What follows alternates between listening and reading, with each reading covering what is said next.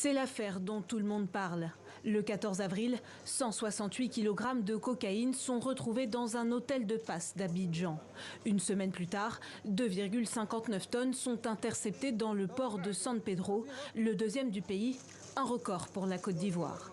Un scandale impliquant des personnalités influentes qui témoignent de l'étendue des réseaux en Afrique de l'Ouest, devenue la voie la plus directe entre l'Amérique du Sud et l'Europe. Il ne faut pas oublier que dans l'indice de perception de la corruption dans le monde, le pays est très mal classé.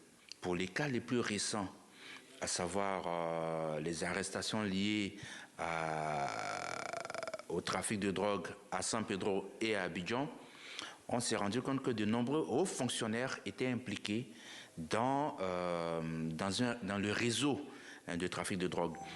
Selon un rapport de l'Office des Nations Unies contre la drogue et le crime, depuis 2019, 57 tonnes de cocaïne ont été saisies en Afrique de l'Ouest.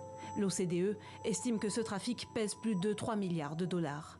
En cause, des contrôles en mer et au port bien moins contraignants qu'en Europe, qui font des ports ouest-africains des points de décharge parfaits. La cocaïne est ensuite acheminée vers l'Europe via des mafias du Sahel. L'année dernière, 214 kilos ont été saisis au Niger, 115 kilos au Burkina Faso et 34 kilos au Mali. Malgré une présence permanente et conjointe de la France, d'Interpol et de l'agence antidrogue américaine dans le golfe de Guinée, les narcotrafiquants ont toujours une longueur d'avance.